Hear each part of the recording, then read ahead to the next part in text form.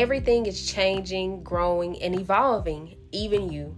From the nursing student to the baby nurse, off the bedside nurse and into entrepreneurship, you have evolved. So now we're here at the Evolved Nurse Podcast. I'm your host, Lakeisha, and let's get right into the episode.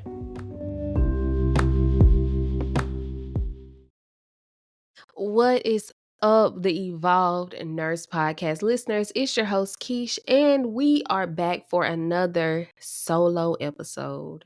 I know that y'all like listening to my interviewees. They do a very good job of allowing us to see how things are in nursing school, as well as create space for you to be honest about what's going on in nursing. But today, it's just me.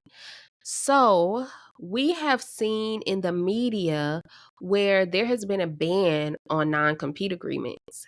So, we're going to rewind back to when I initially found out about what a non compete agreement is, because I had no idea. When I was in my transitionary period of going from biology and transitioning into nursing, as y'all know, I have a bachelor's in biology as well as my BSc in my senior semester as a biology student. I ended up going to school, like doing like a dual enrollment type of thing where I went to school at both my home school and I had a secondary school for nursing where I was getting um one core class. I think it was it was not pharmacology. It was a it was a class that I probably forgetting because I got mom brain and also because it was traumatic. It was traumatic. Okay. But while I was doing all of that, I was also shadowing a doctor. She has her DNP. And she's the one who led me into becoming a nurse because, of course, I was trying to figure out what I wanted to do, couldn't really understand what I truly wanted to do. I was like, as long as I have this biology degree, I can go teach if I want to. I had already taken my GRE to go to PA school. So I was like, I have all these options. So if nursing doesn't work out, because it was my back burner, if nursing doesn't work out, this is what my life might look like. So when I was speaking to her and let her know that I had gotten into the program, she was like, she gave me some advice. And one specific thing she said, and I had no idea what it was. She said, whatever you do, Lakeisha, do not sign a non-compete agreement. Y'all, I still did not know what a non-compete agreement was. I didn't know what I was looking for. I knew that she had said that, but that has went to the back of my mind because now I'm trying to find a job, y'all. I'm fresh out of nursing school. This is almost 2 years out from our conversation, and I get one offer and I signed the offer, right? I signed the offer. I want to take the job. I went and visited. We did like a shadow day. I went to several of their departments, and one of their departments wanted to hire me. So I signed that one. And I had already put in applications for other jobs, but I was like, they're not calling me back. So I'm going with the one that's going to contact me first. Okay. If you contact me first, you're going to get me as a worker. The day that I signed my contract with the job in Tallahassee, the job here contacted me, was like, hey, we really want you. When can you start your residency? Da da da da. And I'm like, hold on. So I look at my dad and I'm like, Daddy, they offered me the job. I always have to give reverence to my dad because he's not here with us anymore. But I'm like, Daddy, they offered me the job. What should I do?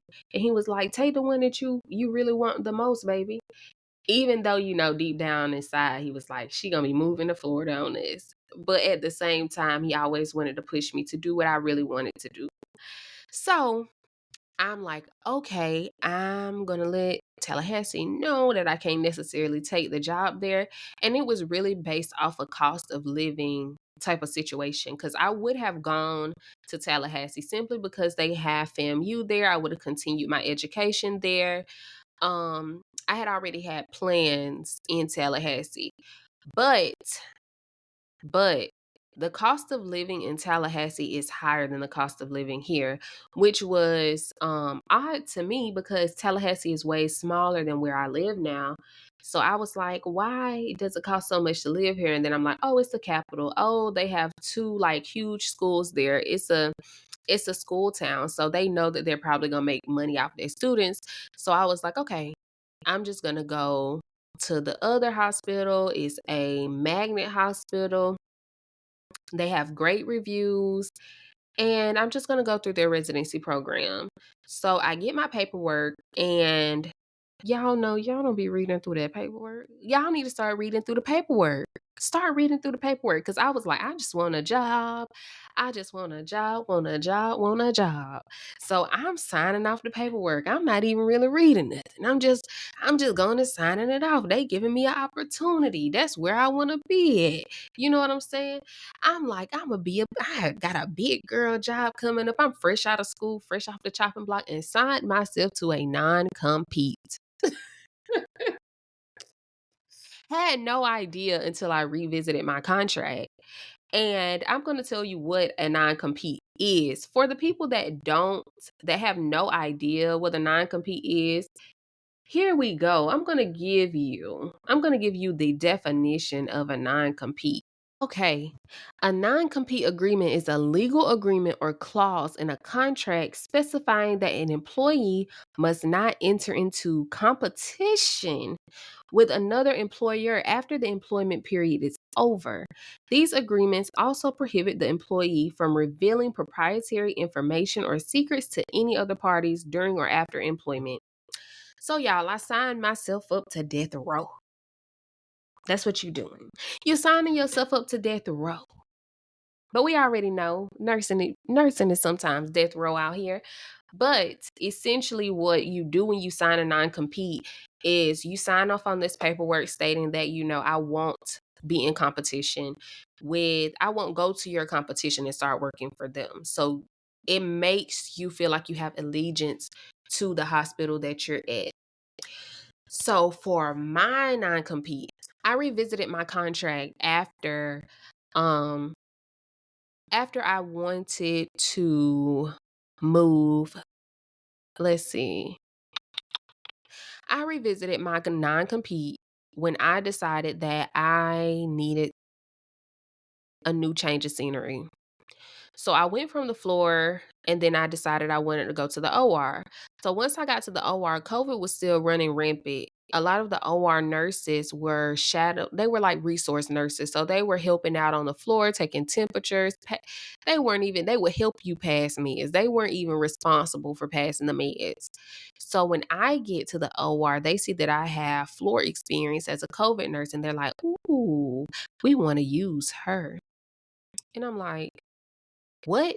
I thought I was leaving the floor. They stuck me on the floor as soon as they could in these makeshift departments. I'm talking about it's probably a room with maybe 8, 9 beds, and they're flooding people in and out of there like the emergency department. And it's only me and a nurse who's newer than me from the OR.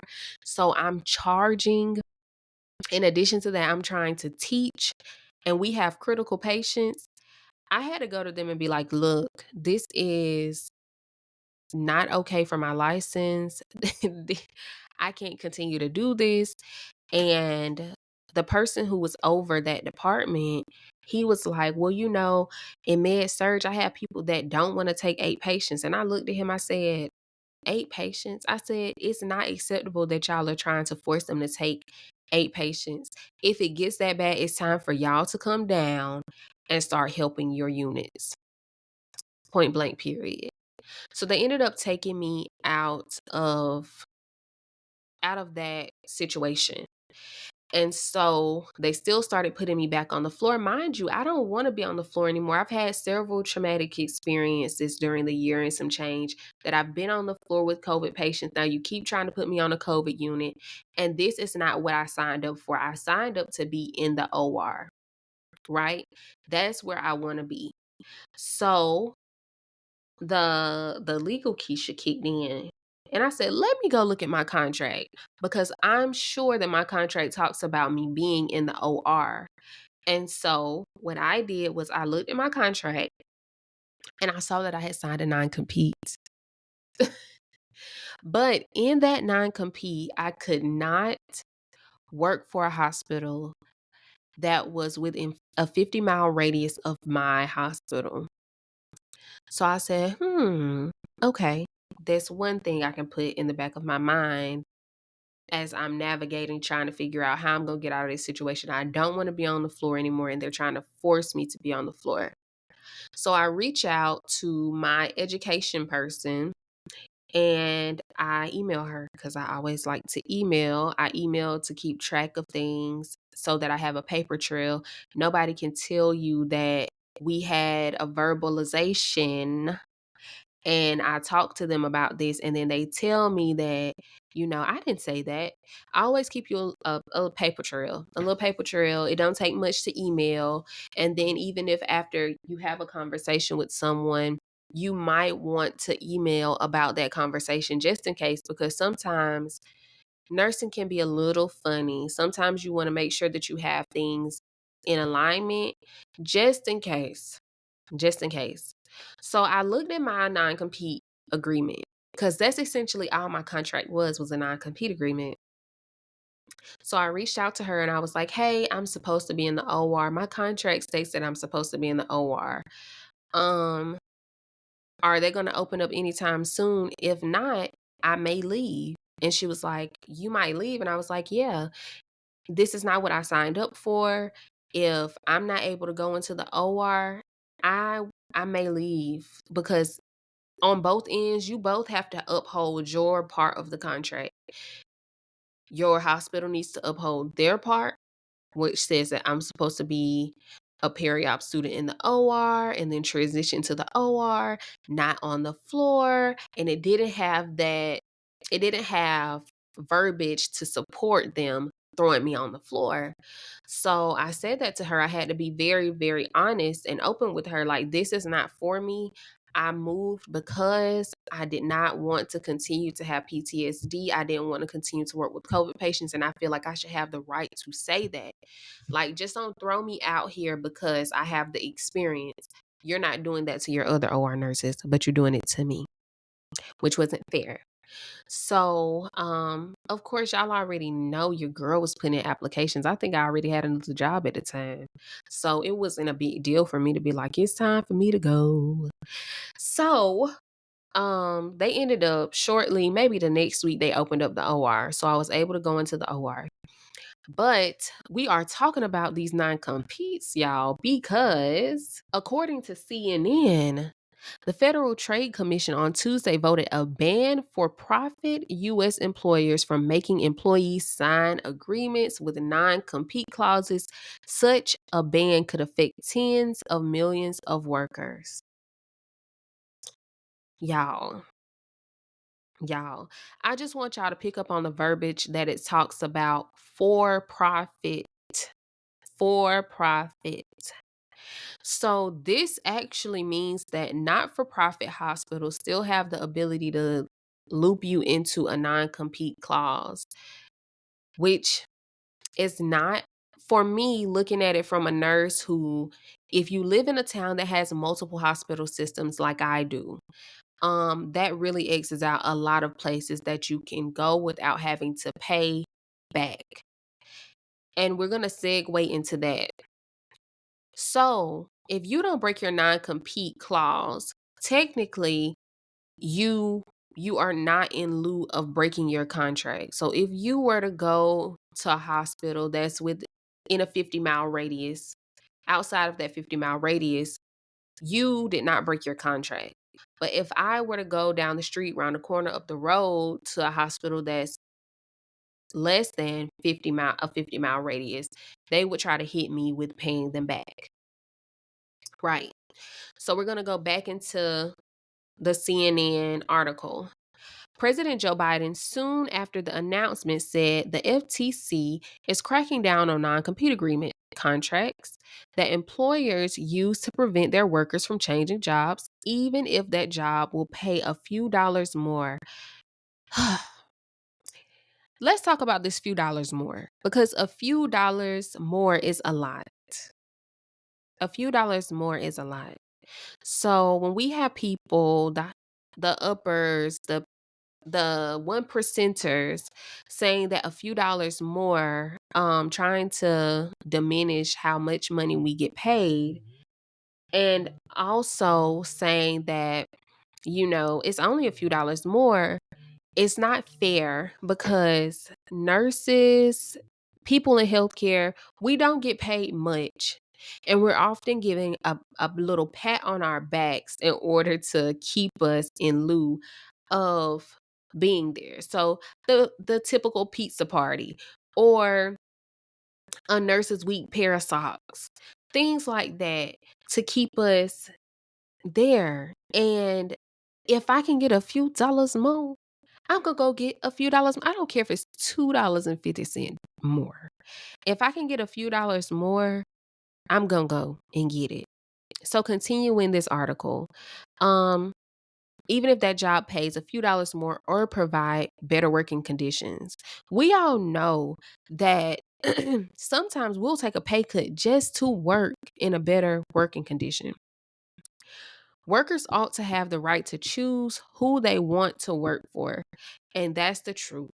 That's the truth. The FTC's decision was the result of a 3-2 vote among its 5 commissioners Tuesday afternoon. The 2 commissioners who dissented from the majority said they believe the rule to be unlawful and won't survive legal challenge. The U.S. Chamber of Commerce has already said it will sue the FTC as early as this week for what it views as agency exceeding its administrative authority. And this was an article on April 23rd.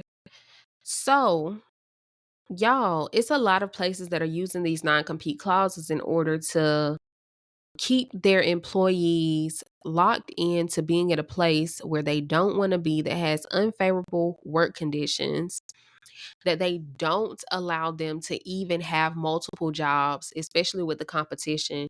So, say if I'm a nurse, but I have 2 jobs, I can't work.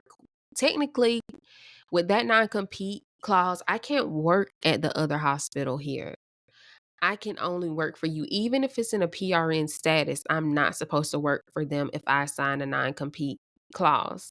Now, as a veteran nurse, most of you aren't signing on to non compete clauses.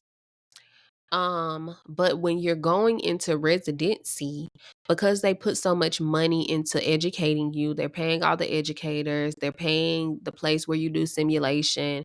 A lot of the money that's coming out of their pockets, they want to recoup. And so, in recouping that, they will once you start to work. So, that's why you get paid a little bit lower. But at the same time, if you leave, they want their money back. And especially if you leave and you go down the street, round the corner, up the road to the next hospital, they want their money back. So, with that being said, like, be careful of what you're signing. Always read everything because, y'all, I signed that non compete so fast because I just wanted a job. I just wanted a job, and that I felt like that's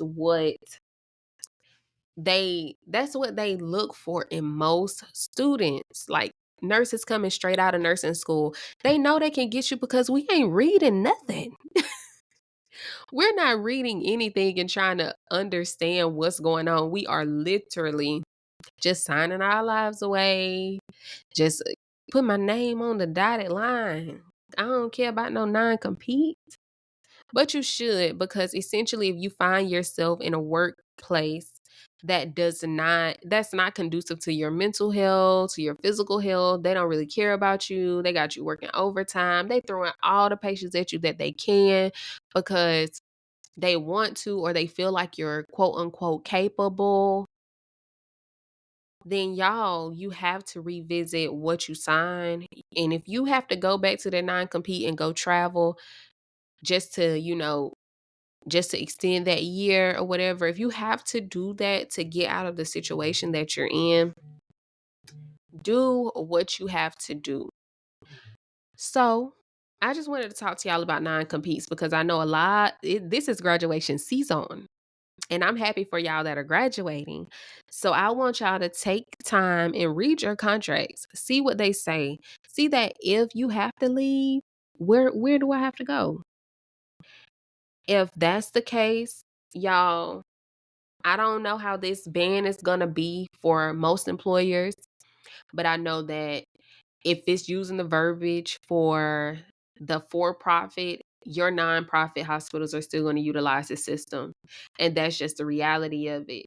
I know that in some states, people will have you sign non-compete clauses. They'll have you sign it in your contract, but they're null and void. In reality, they just use it to like scare you into staying with them, but it really doesn't mean anything. I think in the state of California, um, and this is me thinking because I feel like I've heard it somewhere before. So y'all don't take it for my word and don't charge it to my head, charge it to my heart because I know I heard it from somewhere. In the state of California, non-compete clauses don't stand. So they will utilize it to try to keep you there. But in all actuality, you can leave if you want to. Y'all don't take my word for it. Go look it up. Go look it up because I'm pretty sure I'm right, but I don't know because I know that I heard it recently. Um, Anywho, that is the conclusion of this episode. I hope that you enjoyed it. I hope that you learned something. I hope that you get all the jobs and you pick the one that most suits you in this graduation season. I hope you pass your NCLEX. I know that y'all are struggling right now trying to get through these finals, but you got it.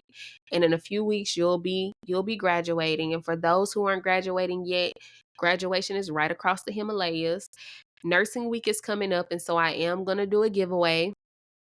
On that giveaway, I will with that giveaway, you will need to follow at the Evolve Nurse on Instagram. On this particular episode's post, you'll need to list one thing that nursing has done for you, and then you'll need to list as nursing students what your hardest class was. In addition to that, I'll keep kinda posting about the giveaway, and we will keep going from there. This is my first giveaway. This is my first time doing this, and so I'm so appreciative to the followers that we have, the listeners that we have had. We are growing, evolving, and changing just like the Evolve Nurse podcast does, y'all. And I am so excited to see where we will continue to go. And I'm so appreciative. If you have any questions that you would like to ask for the next episode, email them to theevolvednurse@gmail.com and you might just hear your question on the next episode. Have a great day.